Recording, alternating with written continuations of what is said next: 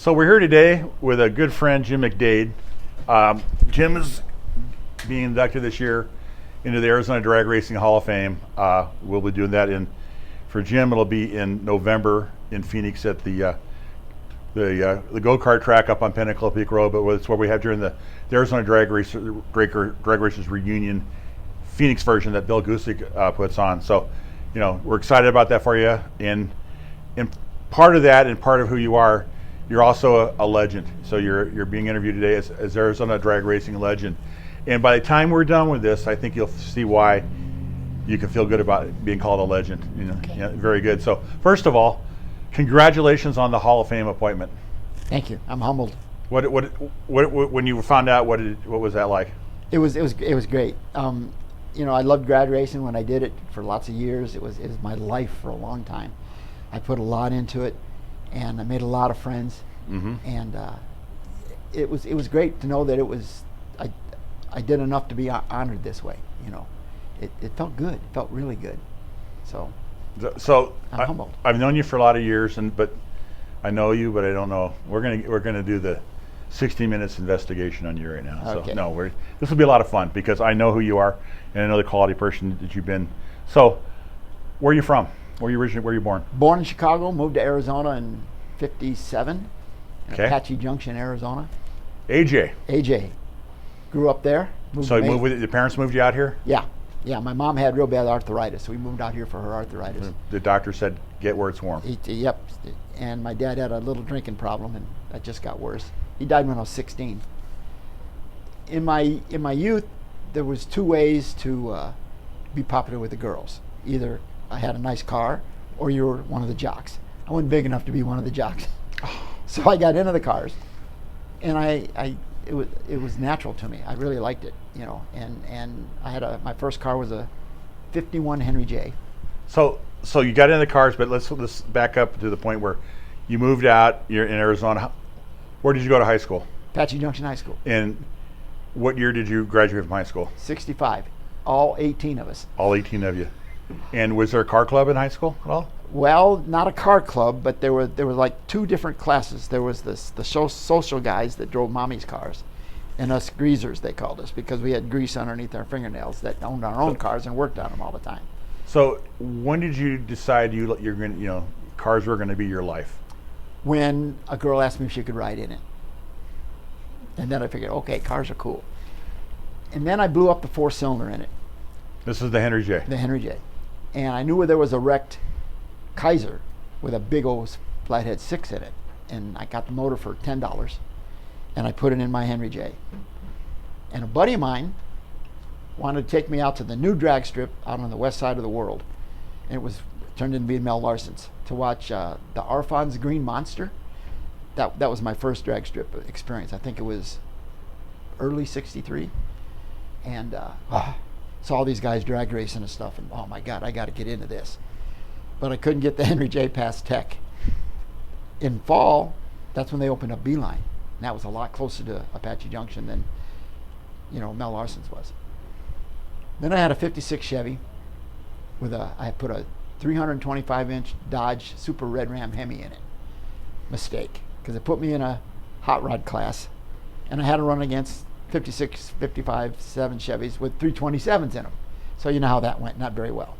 327 could outrun that 325-inch Hemi on any given day. So then I was going to go into service, and I wanted a new car. So I was going to order a new Corvette. And because I had some tickets, couldn't afford the insurance. So I sat down with a sales manager at Brown and Hoy Chevrolet and ordered what they later started calling a Copo car. I ordered a '66 Chevelle SS 396. We used this is in the summer of '65. We used the RPO number for the 425 horse 396 that was in the Corvette, 220 low 4-speed, 410 posi, bucket seats, gauges, no air, no power steering, no power brakes. Got it on Halloween of '65. $28.87 out the door. $2,887. Drag raced it in November, right off the trailer, ran 13s with it, which was really fast in those days. And it passed Tech. And it passed Tech because it was a brand new car. And Brown and Hoy Chevrolet had an identical car to it, and I was beat him all the time. The guy, his name was Barry Ross. I used to race him, and I could outdrive him. And he'd go back to the dealership at the end of the weekend and race heck with all the mechanics, because some kid that works in a gas station in Apache Junction is kicking my butt out there at the Beeline Dragway. So the Winter Nationals in '66 was an oddball one. The river ran for the first time in December and January of December '65, January '66, for the first time since 1941. And it wiped out every culvert and everything there was except the Tempe Bridge and the Central Avenue Bridge. So people were going to be watching this may not know that we know the river's a salt river, and it bisects when it runs, it bisects the normally dry river. Normally dry river bottom bisects the valley, and there's like one or two ways to get across the river. The only way. And if you're on the opposite side of the river, unless you're going at 2 in the morning, you probably weren't going to go to the other side of the river. That's right. So they moved the Winter Nationals to Irwindale. And that was in, I think, the 3rd week of January. But they already had all this prep work done and everything for the Winter Nationals that was supposed to be at Beeline. So the 2nd week of February, they had the new Winter Nationals. They advertised it as well, but it wasn't the real one. AHRA Winter Nationals. I ran in B stock. I ran in Mr. Stock Eliminator with that Chevelle. Final round was me and Butch Leal. He beat me. But the guy he beat before me had protested him. The guy that he beat before he raced me in the round before protested him. Butch Leal had 2 cars. He had an A super stock car and a B stock car. Okay. When they weighed the car, it was almost 400 pounds light. So I got the win. All right. And I still have the trophy. It's 6 foot tall. And that was oh my God, I couldn't believe that. A little later in the year, they had the first B stock invitational. B stock back then was 389 Pontiacs, 383 Plymouths and Dodges, 390 Fords, 400 Buicks, 442 Olds, anything up to 400 cubic inches. There were 300 cars there. And I won that, and I had the trophy. And then I watched the car burn in a fire. What happened? I was working out of a garage of a guy I worked for, and he had garbage trucks. And we'd been welding on the garbage trucks that day. I had the motor out. What I did is I kept changing the rear end in the Chevelle to go faster. That's how I got it the best of 1238. But when I put the 513s in it, it over-revved going through the traps, and I floated the valves a little bit, and I thought I'd been a push rod. Brought it home, put new push rods in it, still had a cylinder popping, I'd bent a valve. So he pulled the heads off of it, and then I pulled the motor and transmission out of it, actually. I took the car out. And we were welding on the thing, and we put the welding up here, and the oxygen on the tanks had a leak, and it was right next to the grease barrel. And him and all his kids were bowling that night, and that combination is instant fire. Burned his shop, his house, his pets, everything they owned burned to the ground except the clothes they had on their back, and my engine, and my transmission, etc. So I put a small block in it and sold the car. And then I had a 57 Chevy for a while, and that didn't work out too good, and I quit for a while. Then I want to go drag racing again in the early 70s. So when you quit, you said, okay, I've had it, probably a little bit heartbroken. You lost the car that was working really well. Yep. So what did you do? What was the period of time when you were away from drag racing? Worked, went to school. Okay. I was going to college, and then I was a test driver at General Motors Desert Proving Grounds. Took a lot of my time, and liked that job. Lost that job. I wrecked one of their toys. That's another story in itself. Not supposed to do that. No. They gave me a final release from the union, which is like getting fired. Then I went to work for the Salt River Project, and went back to school, and ended up 8 years later getting a degree in mechanical engineering.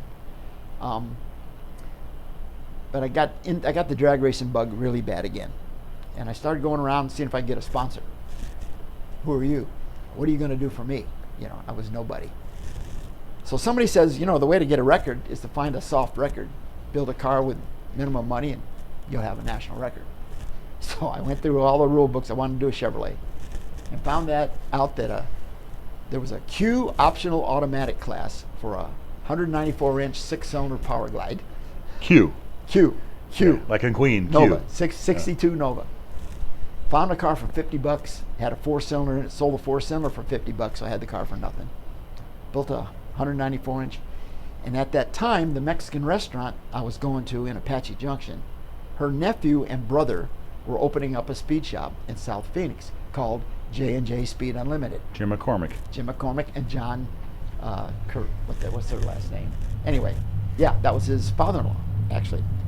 So he sponsored me first year. He gave me some parts, and it wasn't much. And he turned me on to Tom Burton, what a great sign painter guy.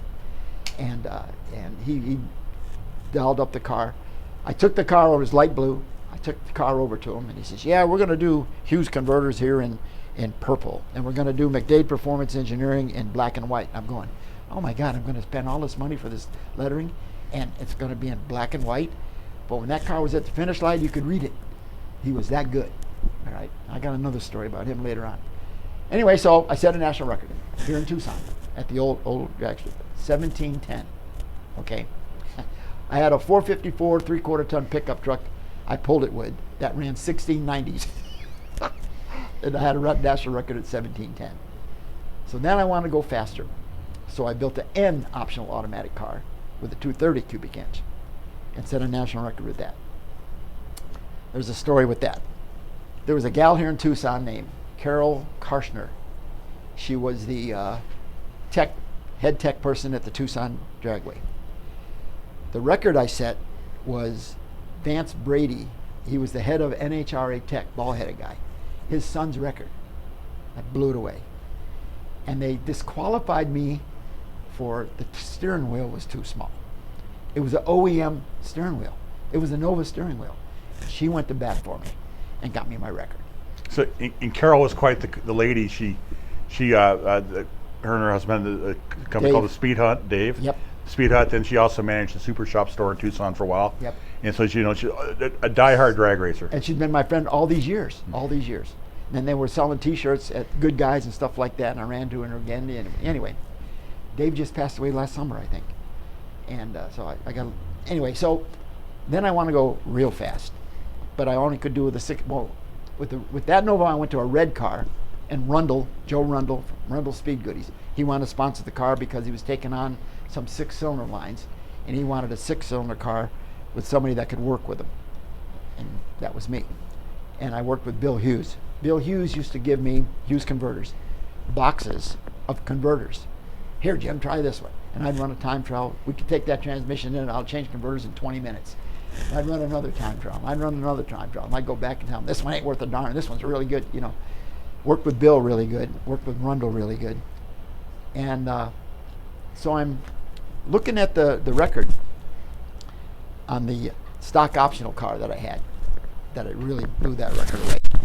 I'm looking in the parts book at the Napa store, and I'm seeing that some of the 6-cylinder parts and the small block Chevy parts got the same part number. So I get doing a little more research and found out that the 230 cubic inch 6-cylinder Chevy had 283 pistons in it, 327 rods in it, etc.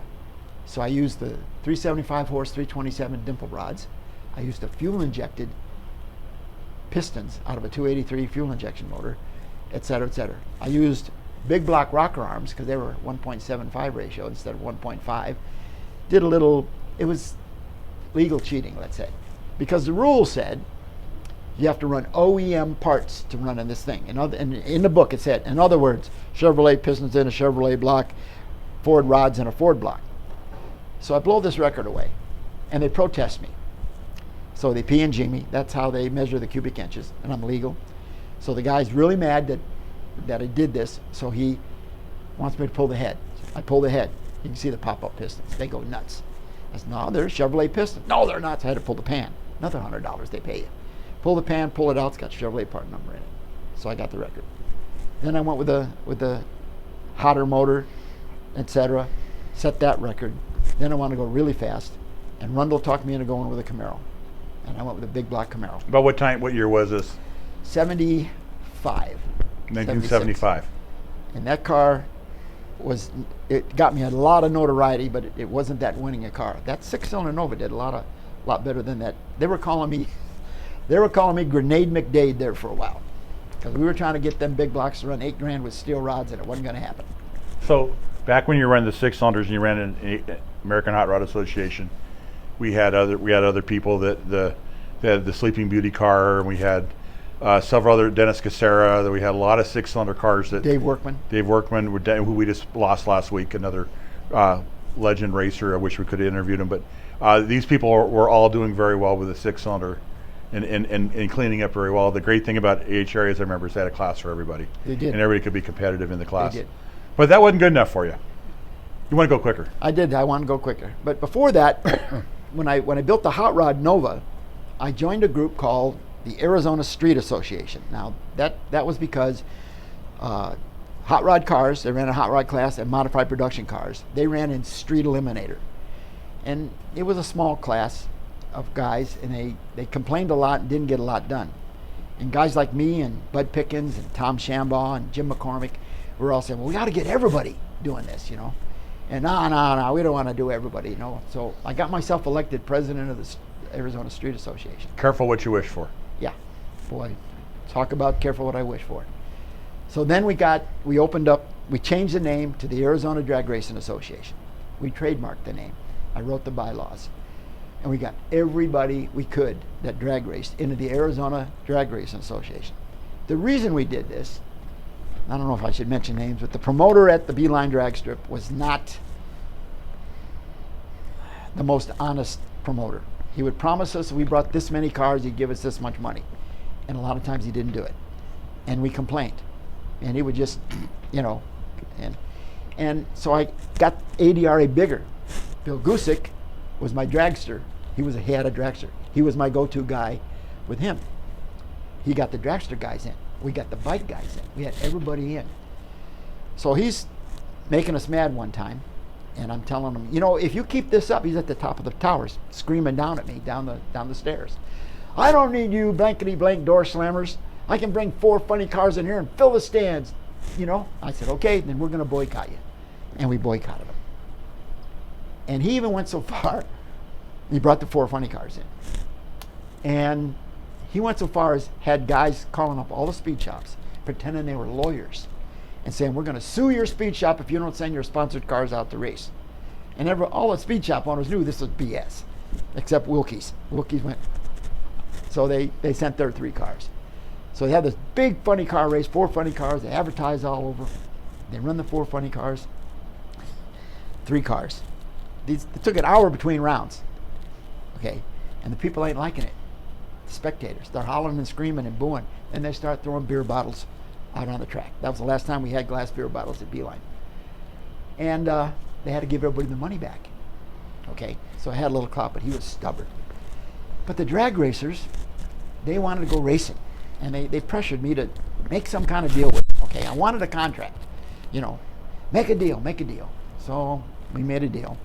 And he lived up to his end of the bargain for 3-4 months. And he did it again. So then we pulled the big boycott, the big one. So I'm sitting there at home one day, and I get this phone call. And I said, is this Jim McDade, the president of this ADRA thing? And I said, yes, sir. Who's this? Don Garlitz. I said, yeah, right. I'm thinking it's one of the promoter's henchmen, I said, you ain't Don Garlitz. He said, yes, I am. I said, what's your wife's name? I said, Pat. Well, if it was one of the henchmen, he wouldn't know what Don Garlitz's name is. Her wife's name is. So I said, okay. He says, we got to meet. So I meet with him, and he's starting up this new, what do you call them? Sanctioning body called PRO or something like that. And he had rented the track for his inaugural race. And he needed the door slammer guys and the sportsman people to fill in between rounds. So I told him the whole story like I just told you. He said, what is it going to take to get you guys there, and how many cars can you get me? I says, how many do you want? Can you get me 200? So I can get you 300. All right. Really? What do you got to have? Got to have a contract. Because if I have a contract, I can waive it when he don't want to pay, because he knows I'll sue him. All right. 4 days I had a contract. Well, I'm a hero. I got a contract, right? It wasn't me. It was Garlitz did it. I don't know what he had over him, what he did. He got the contract. And he never messed with us from that day on. He always paid whatever he was going to. Also during this time, there was a newspaper article about street racers killed some people drag racers kill some people drag racing on the streets. I wrote a scathing letter that they're not drag racers, they're street racers. There's a big difference to Arizona Republic. Well, a month or so later, this guy looks me up. He says, so what's the difference? I took him around, showed him what drag races were, what street races were, and he just looks me in the eye and says, well, why don't you do something about it? So, me and some of my lieutenants, Bill Gusick being one of them, went to Central Avenue, we showed our cars, we tried to start something called the Midnight Drags. Finally got a hold of this guy named Mike Jones, who was the king of Central, that was doing all the stuff up on Cave Creek Highway. Convinced them to come and race, and that started the Midnight Drags. And we got wrote up in the Arizona Days and Ways, that was a magazine, and there and everything else. And it was great. This is my real legacy, is the Arizona Drag Racing. It's what you feel good about your story. So you accomplishing and setting out. You did an awesome job with that part of it. I remember those years, and you should be very proud of what you did. And you brought racers together, people that didn't necessarily even talk to each other. You made allies out of enemies. A great feeling to do that. In the meantime, you had you were still racing. When did you race? How long did you race?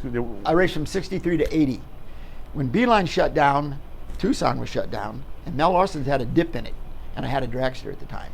And first time I went through with that drip, I ain't racing here no more. My kids were getting older, and racing was costing so much money. I was taking food off the table to go drag racing because my side business wasn't making as much money as I needed it to race the way I wanted to.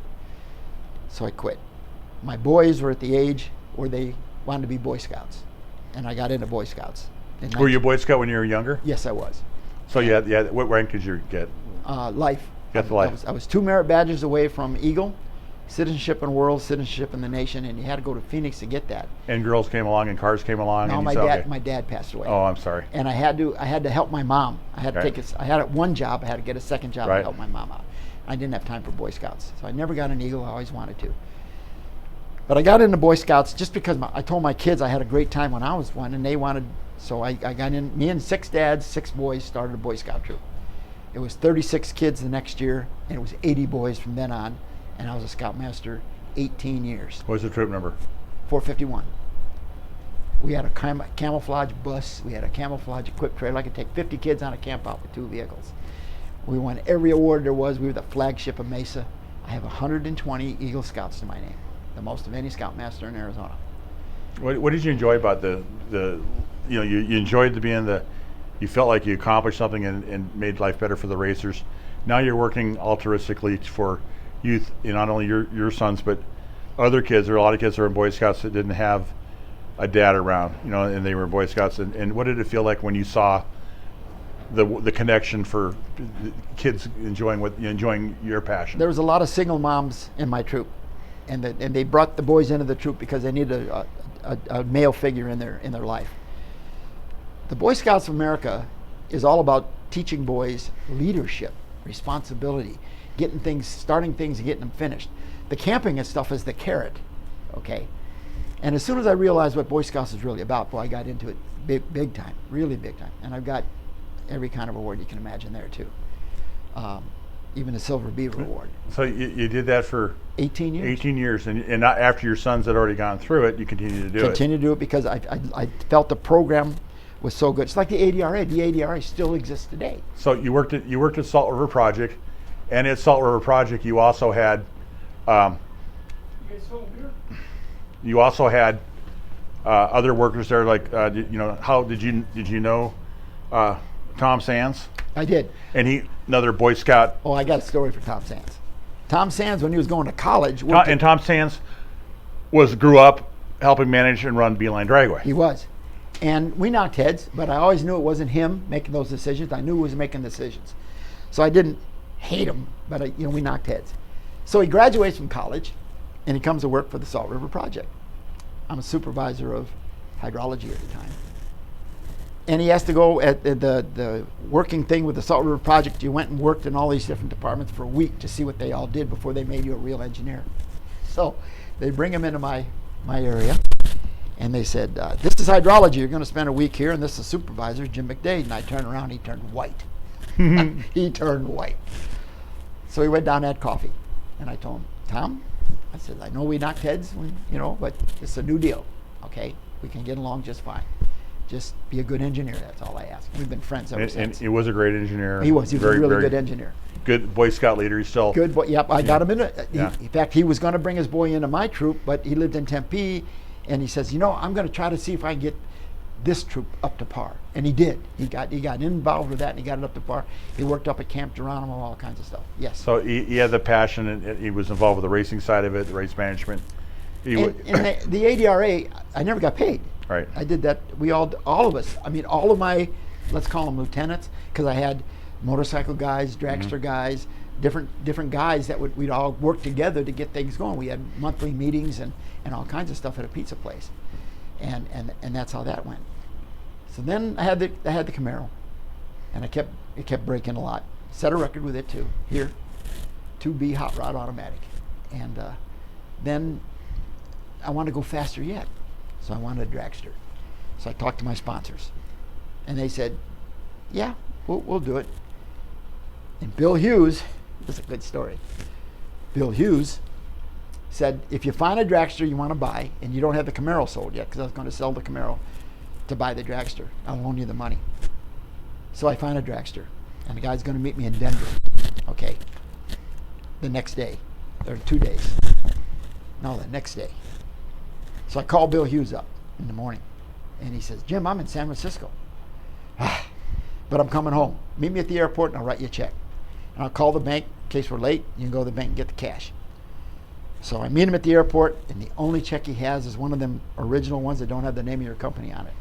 So he writes it out. I go to the bank. The vault's closed because it's after 6. So they give me $5,000 in 5s, 10s, and 20s. Put it in a bank bag. I got a borrowed pickup truck because it's got a tow thing on it. I throw the money underneath the seat, and we head to Denver. We drove all night, and we get to Denver. So we're in a Kmart parking lot. The dragster and the trailer's there, and the guy's pulling it with a motorhome, little Class C motorhome. So we're sitting in the motorhome, windows open, and we're counting the money at the table. And the police come in. Okay? I got long hair. This guy's got long hair, right? This is a drug deal. So the police come and knock on the door. What are we doing here? I'm buying this guy's race car. Let's see this race car. So we happen to open up the trailer, and there's the race car. We were all going, oh, God. Fortunately, you had the race car there. We had the race car there. So you've been the full circle. You started small. You grew up. You had a great life growing up. Sounds like you had some turns in your life when your dad passed away. You made the best of it. It's the things that make you a legend. You paid it forward with altruistic service to the Scouts. It made a big difference in a lot of kids' lives. I'm sure some of those kids even got into cars because your passion to cars. Some of them are Scoutmasters today. Some are Scoutmasters today. So these are all the things that come together to make you a legend. Is there, before we end this, is there anybody you remember that you wish they were here today to enjoy this with you? The guy that worked with me most on my car was a big old guy named Archie. His name was, he never told anybody his real name. It was Jim Lynch.